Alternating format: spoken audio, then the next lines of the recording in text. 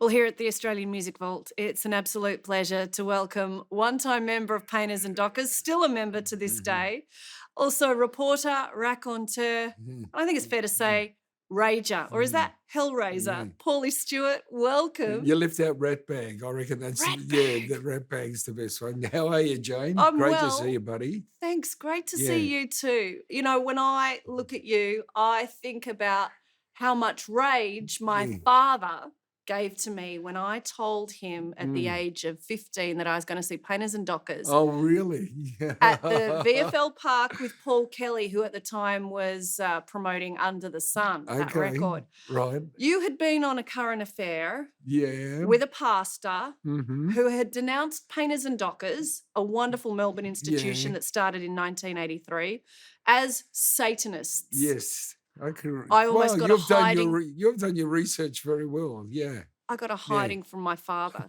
Basically said, you are not going to that concert. I went to Wow. the concert. It was freaking awesome. Cool. That's Are you the a main thing. Satanist, Paulie Stewart? Definitely, Satanist? definitely. I sold my soul to Satan a long time ago. Satanists. We're all repressed Catholic schoolboys from Melbourne.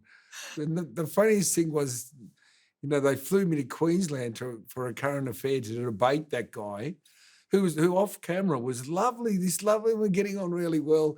And then it's action, and he's like, "You're a Satanist."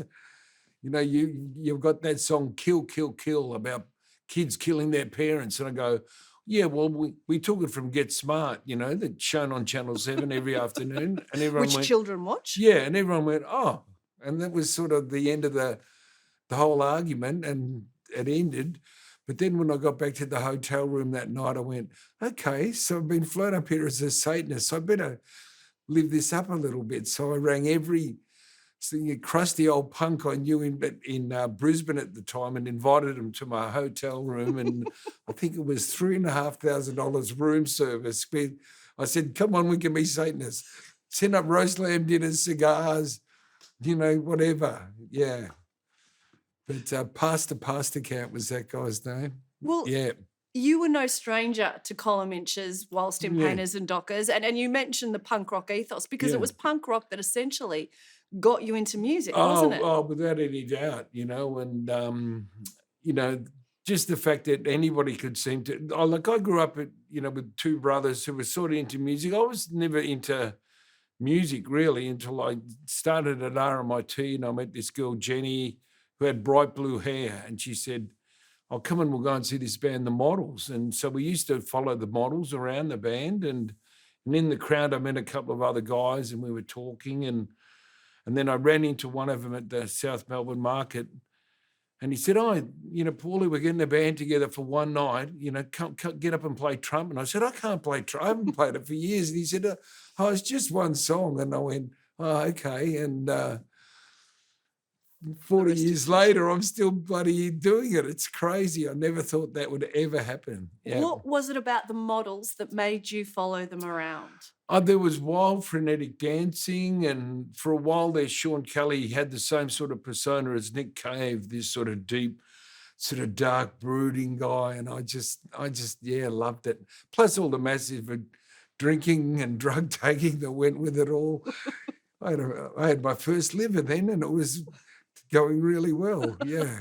So you've had your liver replaced? Yes, I've had a liver replacement 11 years ago, and I really honestly thank the unknown Australian who took time out to donate an organ that I ended up getting, and I got pretty close to the edge there, and then later, Janie, there were so many old musos at the Austin Hospital Liver Clinic.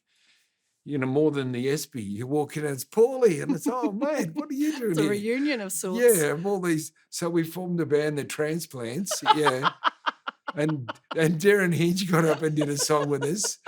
But one day, my life is just full of these bullshit moments, and you can say, "Paulie, that never happened." But one time, Judith Durham, right, who was a good friend of Mundawoy from Yotha Yindi, who died waiting for a kidney, she joined the Transplants, and I was on stage singing with Judith Durham going, "Paulie, you can't actually sing, and this is the woman that's, packed the bowl." And Yeah, but the transplants were a lot of fun. Yeah. Let's go back to that gig where you played trumpet.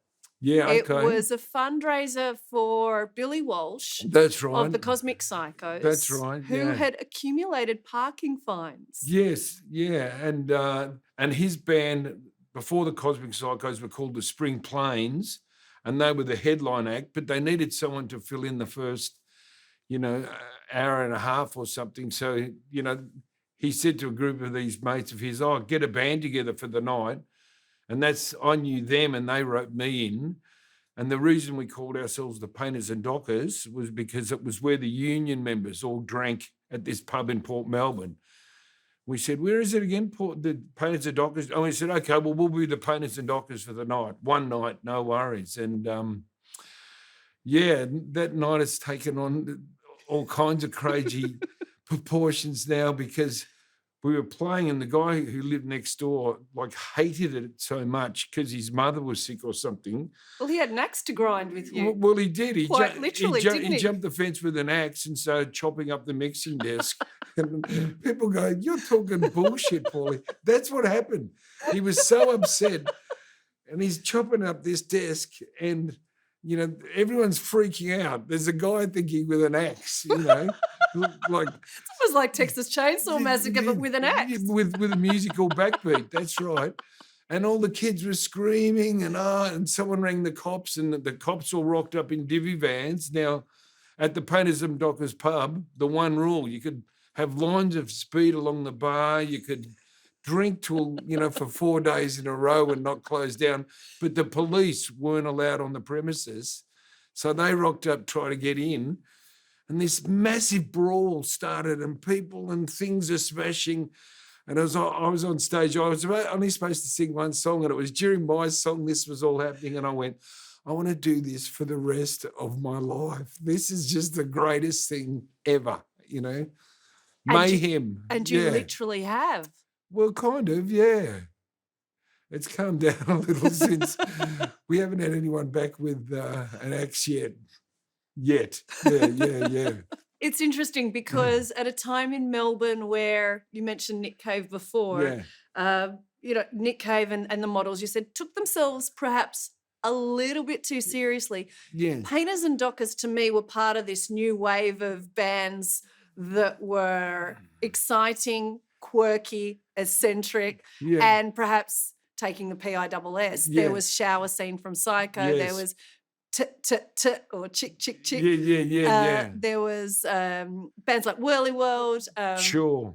And even Tism sort of Tism started were about on at the the fringe same. then, yeah. And it was sort of a reaction against, the ballroom got very serious, and everyone was trying to emulate Nick Cave because he's such a great, and he was the poster boy, wasn't he? We went, "Oh, enough." Everyone's there taking their mum and dad's, antidepressants, and my life is fucked. And I'd lost my brother, when I was 15, pretty tragically, and I was going, no, let's not wallow in it. Let's party, fuck art, let's dance, So, we went in there. The thing about the doc is you could either love us and think we're the best, or if you didn't think that, you had to hate us and think we were the worst. We wouldn't accept anything in between. So we'd go on stage like naked with dead fish strapped to our bodies, and one of my classic rock moments is we supported Nick Cave, and he came in and he sat down and he goes, "What's with the snapper?" Which made sense at the time. Does it now? But there you go. So your life has kind of had this narrative thread through it, and your life changed on the 16th of October, 1975. Yeah. It's funny to look back on it all now. It was only sort of when I was later really sick with my liver, and I was in the Austin, and I was thinking back, about everything, and that I realised that was the common thread. My brother sort of dying. Well, he was murdered basically when I was 15, and it was just at that point in life where you're working on it, what things are going to be like, and it just gave me a real kind of live for every day kind of attitude to life. Yeah. And so, yeah, and so if there was a party, I was the last to leave, first to get there and last to leave, and just wanted to do it all very quickly. Yeah. For the uninitiated, your brother Tony was part of the Balbo Five. Yeah, that's right. That was cruelly killed, as you said, by the Indonesian government, army? Indonesian armed forces, because East Timor was a little Portuguese colony in the middle of, this part of the world, which is crazy. And the Portuguese pulled out in 1975 because they didn't want to have any colonial sort of bases anymore. And the country was there, and there was a brief sort of tussle between two parties there. Fretland, who were the left-wing crew, and this other mob, the UDT. But Indonesia hated the fact that there was this war happening in their area. So they just moved in, and under the pretense of sort of restoring the peace, they basically invaded the place. And unfortunately for my brother and two of his mates from Channel 7, they were filming all the tanks and the ships rolling in, and they later got captured. And to this day, we don't sort of really know exactly what happened. And for a long time, it was really bullshit, Janie, because people would only refer to Timor through the death of these 5 white journalists. But the fact of the matter is, 250,000 Timorese died up there. So, but what would happen, they'd always come up with different reports. Oh, your brother, they were captured, wrapped in barbed wire, set on fire. What do you think about that?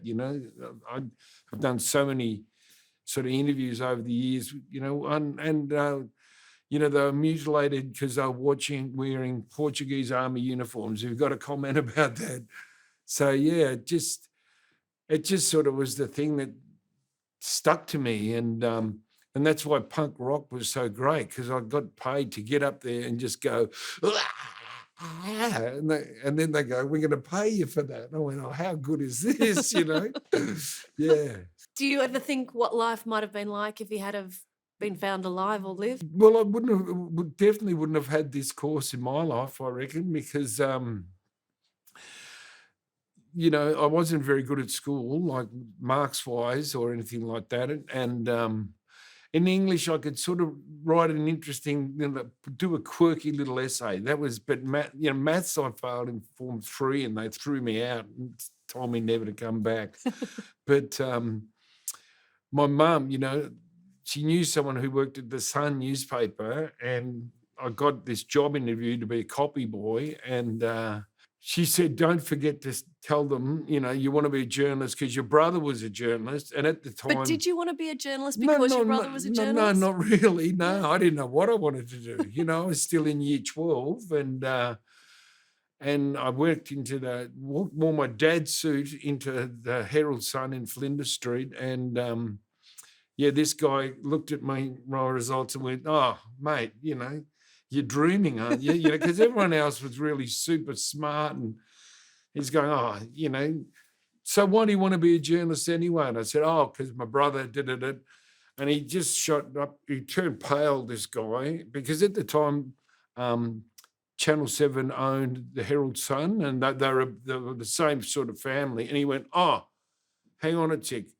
And he walked out of the room, and I went, oh, beauty, I got this gig, no worries. And he came back in and said, you start Tuesday. So, and that was, you became a reporter for the next 30 years. Well, yeah, but very much for the first couple of years, I was a copy boy at a paper, which means, getting the boss's wife's laundry and, and getting the beer, seriously, from the pub. Well, you got to know all the people on the floor and what they did and their jobs, which is an invaluable skill. It was those days in newspaper journalism, and I've got to say, now the Herald Sun's taken this real right-wing kind of, Murdoch got involved, and I hope I don't get the art set into trouble by bagging Rupert Murdoch. But, it's when I started at the Sun, it was a real centralist paper, like Paulie, the story you did on the Nazi pedophile. Where's his side of the story? It had to be balanced. And no matter who it was, and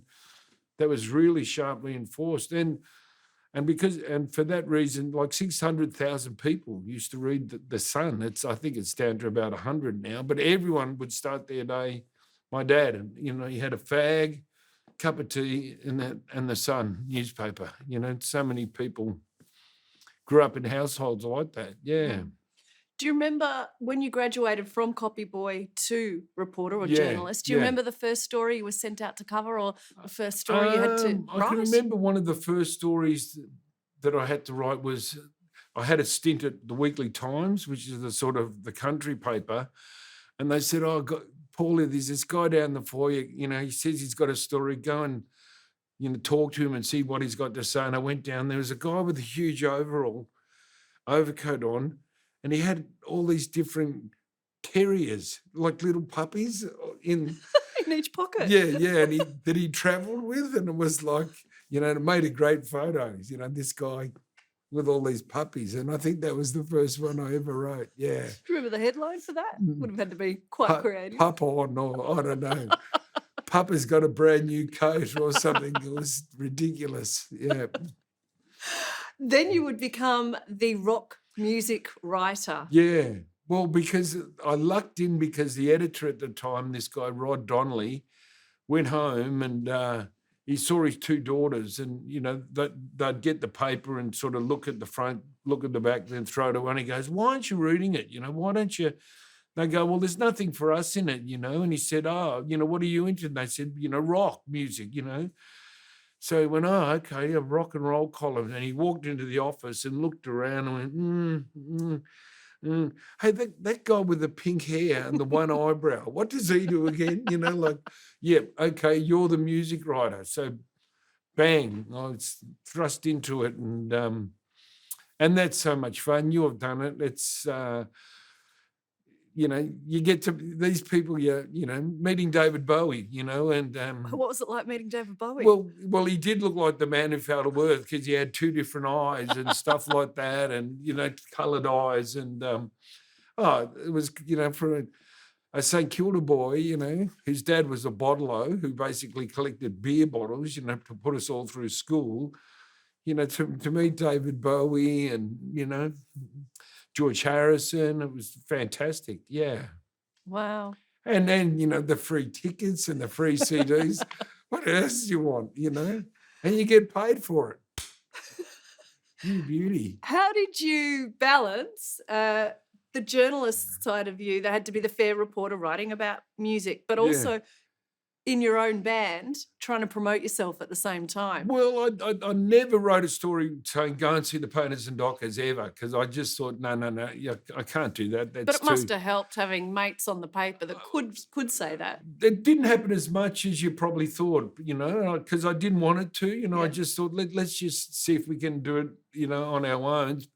But I did sort of get to meet and get good stories because we were supporting someone, and I'd hear say, "Oh, what's his name in the main band? He's he's battling this issue, and I'd go, oh yeah, tell me some more, and then, and they just seem to go hand in hand. You would think that they'd be sort of up against each other, but it just seemed to work.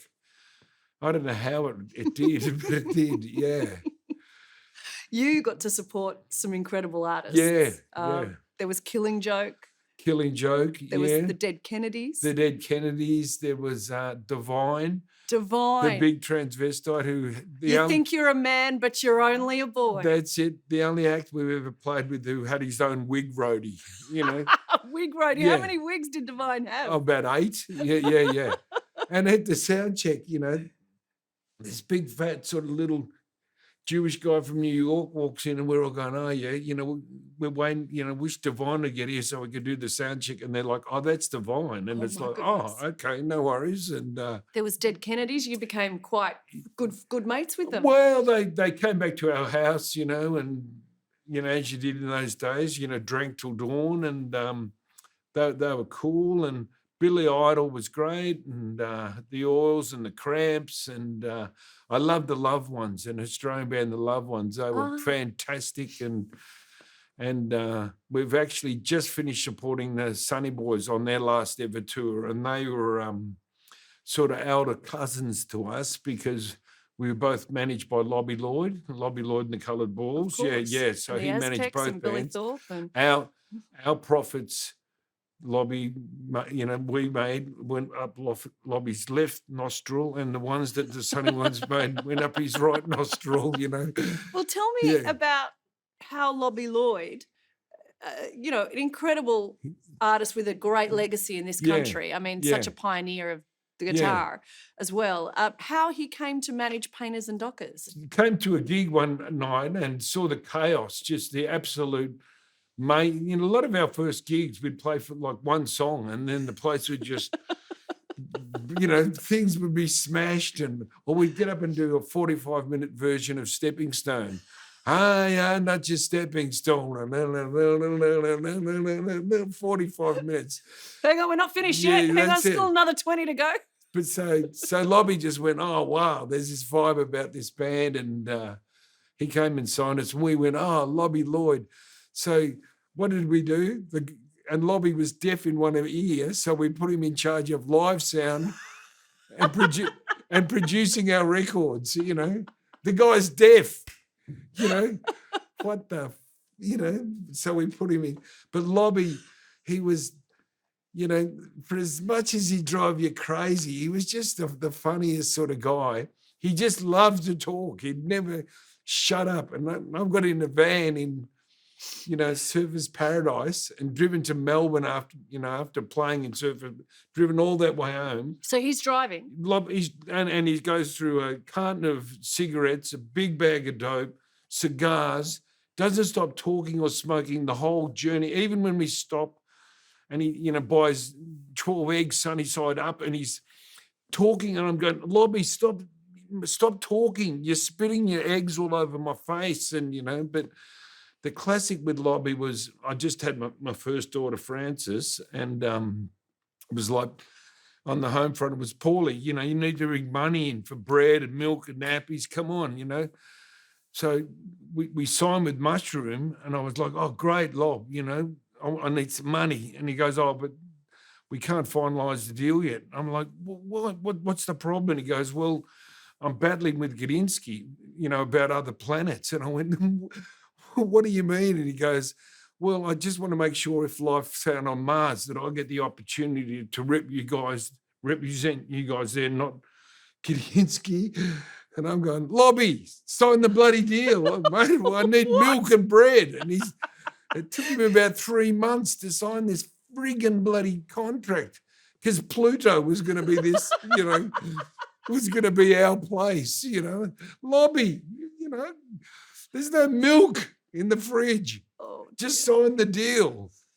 No. Well, you did sign the deal, or he did on your behalf. Eventually he did, yeah. And that resulted in Kiss My Art. That's right. The album, yes. which went top 30 in this country. Yeah. And has probably some of your best-known songs on there. That's it. And which includes Nude School, which everyone talks about, the pig farm. You can't, you can't mention Nude School without the pig farm music video. I got on a tram recently, and the guy driving looked at me and went, nudity, pigs. And I went, yeah. Whatever, whatever, mate. But because, that clip for Nude School, we were with, Mushroom, and they were like, oh, mate, maybe do it at a school where all the girls are sort of like in these little school outfits. And we went, everyone's done that. No, we're going to be nude on a pig farm. And it's like, what? What are you talking about? And somehow, well, actually, I got the yellow pages and went, pig farm, right. Can we come out? And this Maltese guy was, oh, sure, come out. But he never knew what was going to happen from that. Either did we, really. And but we lucked in because MTV Australia was just starting. Yeah. And fronted by Richard Wilkins. That's exactly right. Who hasn't changed. He's still sort of there. But he they wanted a clip to start the show off, with a bang. So for the first 3 weeks of MTV Australia, it was Nude School, and it was just pandemonium. And, we later got to go and Countdown, which, I'd grown up with my brothers and sisters. You ended up hosting Countdown. Yeah, that's it. I'd grown up watching it. going, oh, wow, who's on Countdown this week? And so that took us all that way, which was a lot of fun. I think Nude School just resonated at the time because it was so much fun. Yeah. Chris, your Yeah, guitarist, was so, I guess, iconic in the sense he had those thick glasses. Yeah, loved Elvis Costello. Had a great look. And the chorus line that everyone could sing along to. It made such it's been the biggest albatross around our necks ever since, because we've put out 7 other albums, and it's like, play Nude School. Oh, piss off. I think you shall live and die via Nude School. Yeah, I think it's one of those, it's like Bob Geldof and I Don't Like Mondays. I know, exactly. It is, yeah. But it did also feature Die Yuppie Die, where there is a memorable clip of you, I want to say City Square or somewhere in CBD Melbourne. Well, it was actually outside the Stock Exchange. Outside the Stock Exchange, but it was where at the time? Up near Batman's Hill kind of thing, up the top end of town. But we did the clip the day that the worldwide stock market collapsed. So I can show you a story in Time magazine that says the worldwide economic was sparked when a punk band in Melbourne, the Painters and Dockers, launched this song. We just seem to be in all these wacky situations, and they thought we were these evil bastards. Satanists. You're Satanists. We're Satanists. Like the Picasso. We never touched the Picasso. Well, we'll get onto that. Because the press actually thought that when Picasso's Weeping Woman was stolen from the National Art Gallery, that it was you guys that stole it. There was also rumours that you were Tism without the masks on. Yes. Well, all those stories that I encouraged, the newspaper person in me was, that's true. Yeah. I would love to have been in Tism. Tism are one of my favourite bands, but my Tism actual story, and I've just come from Sydney where I had dinner the other night with Ron Hitler Barassi's sister-in-law, Terry, right? And I was working at the Herald Sun, and she was working as a teacher at Star of the Sea College in Gardenvale, and my mum was a teacher there too. And Terry I knew because I went to school with her, and she knew that I was doing a music column in the Sun, so she gave my mum this cassette and said, "Can you give this to Paulie and tell him and ask him to have a listen?" So my mum gets home, "Oh, hi mum, how are you?" and gives me this cassette, and it says "defecate on my face." I said, "Mum, what are you talking about here?" And she said, "Oh, your friend Terry said to have a listen to this." And I put it on and just went, "Oh God, this is the best thing I've ever heard." And we were managed by these crew called Vamp, and in their same office was a guy called Michael Lynch, and he gave him the tape, and now he's got a big mansion with a plaque. This is the house that Tism built. So that was a really bizarre sort of. But what happened too at one of Tism's first ever gigs, there was someone reviewed them and said, "Oh, these guys are shithouse. They're like the Painters and Dockers in Mars." And then it just, over the years, are you guys Tism? Nah. And now it's like, yeah, definitely. Far more exciting. Yeah, definitely I am. Yeah. Whilst you're in Painters and Dockers, you got to go to Timor for the first time whilst you're in Darwin. Yeah, that's exactly right. And Colin, the drummer, said, "Let's just go over and have a look." And were you hesitant about going over? Because I think Timor for you must have been met with some, I guess some bittersweet memories. Well, definitely. I didn't have any kind of great desire to go up there, but I got to Darwin. And I met all these local Darwin crew who were like, "Oh, wow, your brother was one of the Balbo 5, because they were living the struggle and the battle because they were right next to Timor. It's only 45 minutes on a little plane. It's crazy, isn't it, how close it is? So they all got me talking about it, and I went, "Oh, okay." And then me and Colin went over to Timor, and it was still occupied by the Indonesians, and it was so heavy, it was so... Heavy in what way? Well, there were machine gun nests on every corner, and guys with the red beret, which is Indonesian Special Forces, were sort of picking people up at night Right. and taking them away, and they were never being seen again, you know. So we were walking the streets of Dili, and people would come up to us and, you know, give us a piece of paper, you know, to be like, tell my cousin in Sydney to get me out of here now. And Were you ever afraid for your life or scared? I was more I got sort of pissed off, you know, a bit too, because we went to this bar and there were these two Australian army guys there who were really pissed. And they saw we were two Aussies, so and we're drinking, and we said, why are you here? And they said, it's great. They fly us up here all the time, and you know we, you know, get on the piss, and then we go back and we report and say, not a great deal is happening up here. You know, why are you guys up here? And I went, well, because my brother was dead, and it was only after that moment that we started getting followed, and they told the Indonesians to keep an eye out for us, and. It was. Well, you actually got pulled up by some officers, didn't you? Yeah. I got arrested in Balbo, and we got put on a bus and told to get out of town, quick, smart, and then went up to the hills of Timor where we met some really sort of poor locals who were just managing to survive, and then. Got out of there, got on a plane. 45 minutes later, we're in Darwin at a barbie with like a cow on a spit and slabs of beer, just going, wow, you know, what just happened then? You know, like, and this is just. Well, that lit a fire in you that day, didn't it? Yeah, definitely. What happened? Well, I ended up forming another band, the Dili Allstars, with this guy, Gil Santos. And who was Gil? We met him. I met Gil. We're here at the Art Centre about 2 blocks down that way. There used to be the Indonesian consulate, and there was a demonstration out the front, and Gil was there, and this Timorese guy, and we eyed each other off, and then we sort of started talking, and, you know, he was a muso as well, you know, for the first fact was his dad died on the same day as my brother, but under the, you know, the Indonesians killed his dad as well. What are the chances of you meeting somebody from Indonesia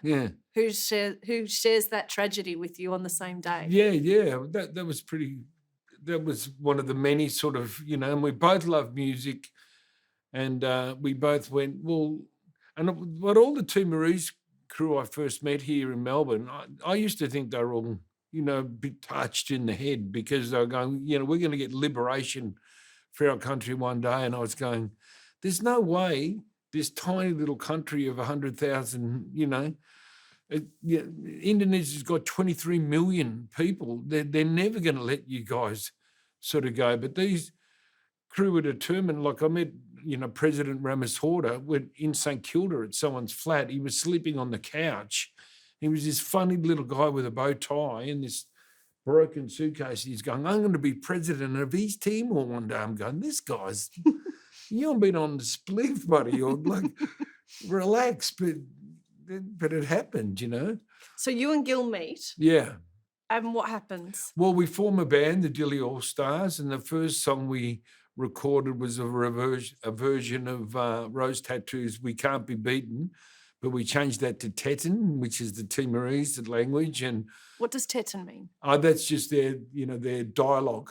Yeah. And so we recorded in Tetin, and we set it up there for all the resistance people to listen to. So it got a bit of a motion.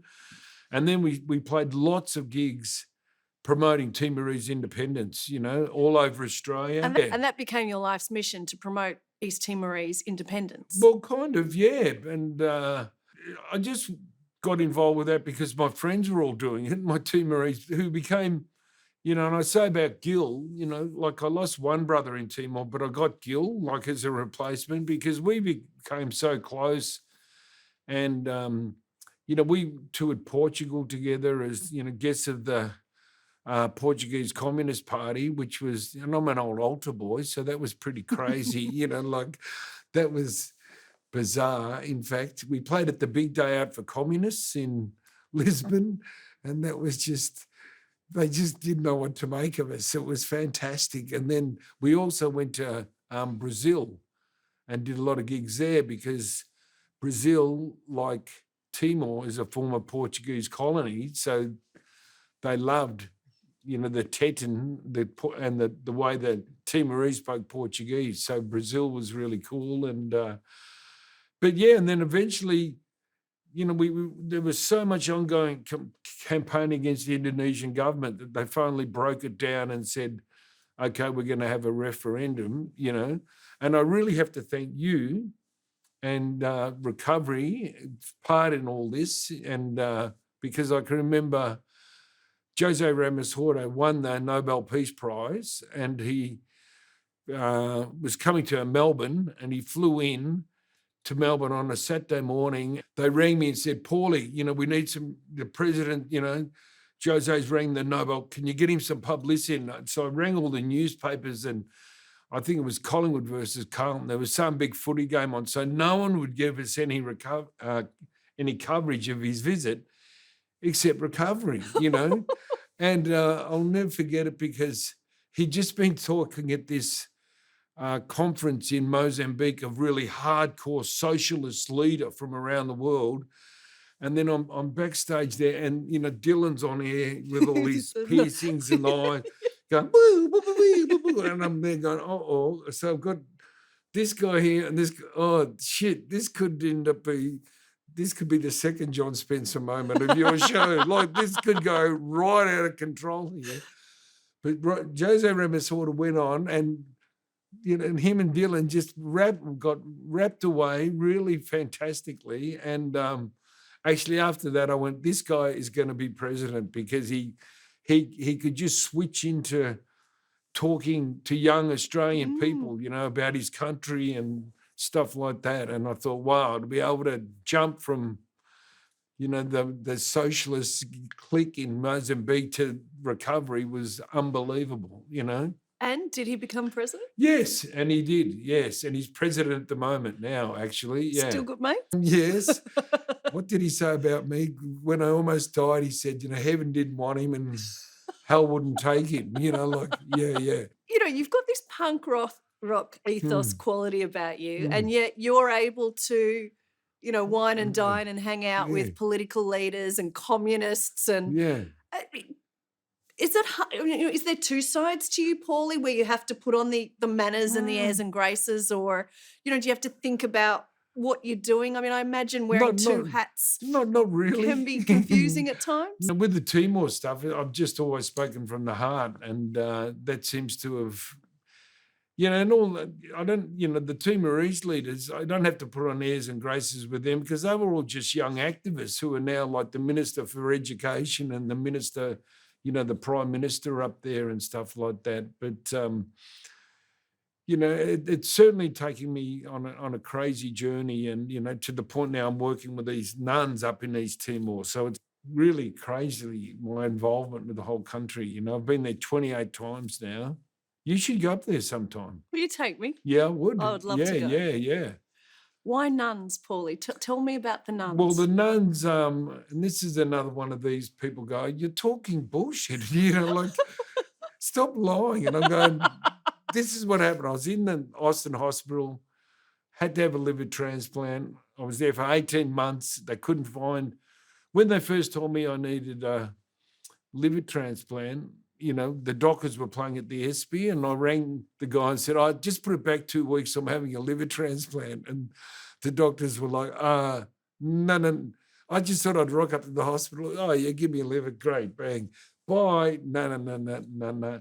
I was in there for like 18 months, in the hospital. What does that do to you being in a place like that?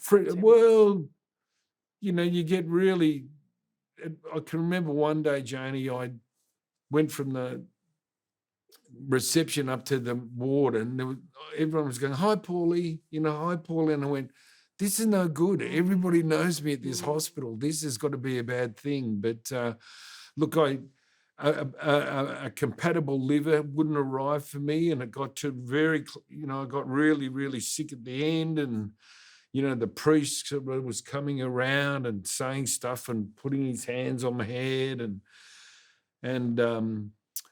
and then there was this night where I woke up, and there was a little nun sitting in my bed who was a a palliative care nun, helping people sort of cross from life into death. And Oh, it was that bad. yeah, I was rooted, I was really walking along the tightrope, and I wasn't eating or drinking. I was vomiting. I was so sick, and your head's all crazy. And then I met this nun, and I started talking to her. And then after 10 minutes, I was so sick, I realised, oh, she's dark skinned. And I said, oh, where are you actually from, sister? And she said, oh, this little country called East Timor. And I said, is this some kind of a joke? I can't believe is this funniest all home? the country. Yeah. Neither could I. I'm going, is this funniest home videos? Like, where's the prop here, And she was saying, what do you mean? And I said, well, my brother was one of the Balbo Five, and I play in this band here, and she said, oh, I've heard of the Dili Allstars. You guys help get some food up to my village. Why are you actually here? And I went, oh, I need a new liver, sister, but it's not looking too good. And this nun went, I'll get you one. And I went, it's a bit early in the day to be drinking the altar wine, like, or she's got the oxygen, I'm going, what are you talking about? She goes, no, I'm going to ring all the nuns in Timor and we'll pray to the big fellow. And if we get you one, you're going to help the women and kids in Timor. Is that a deal? And I went, best deal ever. I went, whatever, sister. Yeah, sure. Thinking, what a wacky little nun. And she left. And then, look at me and say, you're talking bullshit. But next day, the doctor walked in and said, unbelievable, Paulie, perfect match. It's just arrived. And you're going in for a 12-hour operation. And, yeah. So it was, incredible. And then I sort of recovered from that. And and then I thought, oh, shit, I promised to help those women and kids there. And so now I've been hanging out with these little nuns in Timor for about 10 years. And we've built them, we bought them a van because they've got no equipment or any money. So what's their mission? Like, they're nuns, but what do they do? What do they do in their little town? They do it in every little town in Timor, the ones they can get to, but they look after the disabled kids, and in a place like Timor, a third world country, some of the kids are like, they tie them to trees like dogs because they don't want them wandering onto the road and the trucks to sort of be, so, but these little nuns, they're just down with them, and they, everything they get, they spend on these kids, and then you go to, the cathedral here in Melbourne, there's all these guys in these big hats and gold rings, and you're going, hang on, that's bullshit, But these little nuns, I just love them. They're just crazy village girls, who, mate, if the option is to have 7 kids,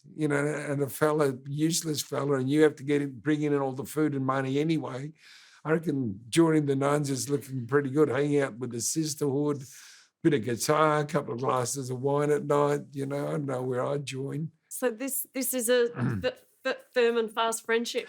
Oh, they're really good. I get texts, I can show you on my phone, from nuns, This little nun's just down the stage going, being good is great, but being naughty is better. And I'm going, sister, look, and they came to town recently. She's got a punk rock ethos as well. Well, she came to town recently and we did a gig and I brought them on stage. Oh my God! At a Painters and Dockers At a gig. Painters and Dockers. Are you serious? At a Painters and Dockers. I mean, that's more punk rock than. And the place was going crazy, and these 2 little nuns walked on, and they sung Somewhere Over the Rainbow. And next day, the people from the venue rang me and said, "Look, Paulie, this was Mimo in St Kilda, the gig." They rang me and they said, we've been operating this for 20 years, this place. We have never seen, there were grown men bawling their eyes out, at the nuns singing. So, they were singing along with the nuns, crying their eyes out, these hardcore sort of old punks. And they're my good friends now. I take them to schools and, a lot of rich white schools basically where the kids are all saying, oh, my life's over, mum's taken the Xbox off me, and they get up and explain what they deal with, which is, feeding kids that, and a lot of kids are abandoned too. They look after those kids, because the mothers just can't sort of cope. So they just go and knock on the door, leave the baby and run off. And but they're really happy, I sort of love their company. Yeah. Good soul juice. You released your autobiography late last year, All the Rage, named after the column that you used to write in the Herald Sun. That's it. What's next for you, Paul? Well, the last thing, it could be a little project up in Timor again, because my daughter Aretha, she's a big mural painter now, and she's done a lot of murals around Melbourne, like outside the Immigration Museum. And she's a young First Nations artist, and she recently was in Dili, and she went over there and recruited the trans community there to help her do a big mural. And a Timorese friend has said that up in Timor, the gay scene up there is very suppressed because the church is so big. But Paulie, could you help us with this project? So Aretha and I could be going up there and she could be doing this big mural. That's when you should come. Yeah, with us. Seriously. That would be lots of fun. What else would you like to do in life? Look, at this stage of the game, I just like waking up. That's pretty good. And certainly lost a lot of my contemporaries, along the way. And it was almost a blessing having a liver transplant, because I pulled the nose of the plane up, and went, no, I want to live, and a few other, a few mates haven't, they've just kept, carrying on like they were 16 still, and they've sadly, gone now. And I'm really grateful too, because, people like Roland S. Howard and Spencer, they were also had liver problems and waiting for livers, and never were lucky enough to get one. So getting that opportunity off somebody has made me think, well, you've got to do something to earn it now, so help back a bit. And I also work a lot now with a lot of young refugee and asylum seeker musicians. These kids, they come into the studio in Collingwood where I work, they can't say a word. They can't look me in the face. And I say, I want you on stage, or come to this school and tell them your story. And they go, oh, I could never do that. And then give them 3 months and it's like off, come on, time, we're off, just give a kid a microphone and an audience. They go kapowie, so, like I did. Yeah. The opportunity to express yourself. Yeah. 9 albums, countless shows, international tours with the Dockers. 2009, you're inducted into the Music Victoria Hall of Fame. Yeah, that was pretty cool, considering that was only a couple of months after I'd got my new liver, so me and my new liver, new liver, went and thanked everybody at the awards. Once we did that, that sort of has led to, we'd probably do a show a month now, whereas back in the day, Lobby would literally say, well, you're on the road, and we just go out and play every night of the week. We toured twice from like Perth to Darwin, stopping on towns every night along the way there. It's a big bloody place, Australia, and I reckon we've played most towns here, seriously. What's the worst town you've ever played? I think it was Ayr, after a cyclone had been through there, and we couldn't. Ayr. I was standing my head naked, upside down, throwing things at people. Nothing could get them sort of moving. It was. Where's this? Where's Ayr? Ayr is in Queensland. Right. Yeah, it's up near Cairns, I think, and Townsville, up that sort of neck of the woods. And that was the worst one because we didn't get any response whatsoever. We always prided ourselves on at least getting a response. Yeah. And the best place to play in Australia, or your favourite? Oh, wow. That's a hard one. Well, I know my personal favourite ones were during the Patrick's dispute with the MUA, the Maritime Workers Union. It's funny, we've had a big involvement with the Painters and Dockers Union. And you've had a lot of associations with unions. Yeah, with unions general. because of that name, Yeah. up until we did a gig, only the 150th anniversary of the MUA union. And it's funny because these guys, the real old Painters and Dockers, they ring me up and they go, Paulie, you're doing a gig on July 17th at this gig. And I say to them, look, I'll just ring everyone in the band and make sure that's okay. And they say, no, you didn't hear me. You're were doing this gig. And I go, yes, we are. Yes, we will be there, no problems. And but the gigs we did for the MUA during the Patrick's dispute on the picket line. Right. When was this, the 80s, 90s? This was 90s, where we had like 200 policemen and 200 protesting wharfies in the pissing rain at about 11 o'clock at night, singing together, You're Going Home in the back of a divvy van, and everyone we were all just laughing and it broke the tension and it was great. And the person yelling that out the loudest of all was Father Bob, who was down on the picket line every night. And they were my favourite ever Dockers gigs, yeah. You were a reaction to what was going on in Melbourne and I guess the wider community at the time. Do you think young bands starting out now have got that same ethos where they're inspired by politics the same way that the Dockers were? Yeah, well, I think it's just so hard for young bands nowadays because there's so many less gigs than there were, and the pokies have taken off and the whole, there used to be just so many pubs that had live music, but that sort of died. We wouldn't survive in a market like today. I don't know how bands do because there's just not the opportunity to play that we were lucky enough to get. And the political incorrectness that the Painters and Dockers had. We would never. You would be cancelled, I think, today, wouldn't you? Absolutely, yeah. When I think of I know better queens than that, just the opening lines, I know poofters, I know gays, is that correct? No, my friend's a poofter, he's a homo, life of the party, he's no bore. Into cross-dressing, he's so refreshing, he can suck a golf ball through a straw, Yeah. The Twitterati would take you to task on that. Definitely. That's why we wrote the song All Men Are Bastards, except me. Yeah, that's it, yeah. Which always goes down a treat.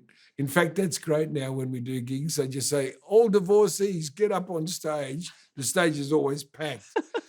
It's all these great women going, all men are bastards, Do you still get nude people up at your gigs? Because that was quite a feature of Painters and Dockers shows. It was. And actually, like I said, we've just finished playing the Sunny Boys. But did you have nude people? Well, Molly dropped his dacks at Elton John, and a 79-year-old ass, that I might have seen a few parties, that was not the greatest sort of look. And we were just about to walk on stage and I got a text from someone saying, don't do it, Paulie. It's not a good look.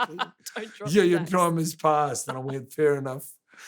That's it. No, we've done that. What are the words or sayings, motto that you live by? Dock on. Dock on. That's it. Yep. Dock on. Quick, easy, cliche, dock on. Yeah. What's the best piece of advice you've ever been given? Well, the Stewart family motto was nil desperandum, never despair. And my mum used to sort of say that a bit, and she remembered about Tony. So, yeah, never despair. It affected her, didn't it? Oh, it did. And the way it affected her affected me, because it was this thing that she sort of had to carry around all her life. And, I'll forever be really dirty on Gough Whitlam, which is hard because he's such an icon in Australia that everyone goes, oh, Gough, but like 3 times I contacted his office and saying, look, could Gough just ring mum and just sort of say, you know, I'm sorry about your loss. Because you never received an apology from any government, no one, any politician, anyone in any kind of office. The one communique she had from the Australian government was from an official at the consulate in Jakarta, rang her and said, where do we send the bill for the coffin? And that was it. That's heartbreaking. Yeah. So that got me fueled for a few gigs. And and she never really got over it, you know, which was, Do you feel him sometimes? You talk to Tony? Not really. I mean, he was my older brother. He was a bit of an arsehole, actually. You know, he used to just slap me around and, you know, I was just his daggy little, you know, I was 15, he was 21, so he didn't want to know me. You know, get out of here, you know, boyo, you know. What do you think he'd make of your life now and what you've done? I think he'd get a good laugh. Yeah. Like you said before, if he'd survived, I don't know. I don't know where I'd be or what would be happening. How would you like to be remembered, Paulie Stewart? Oh, dear. I don't know about that. Just the Dockers were always entertaining. I'd love that. That's the main thing, that we'd always put on a good show, you know. How would you like to be remembered? Lovable rat bag. There you go. If pressed. Well, I've loved being in your company today. Thanks, Janie. Thank you so much, Paulie. Thanks for having me. Yeah. Cool.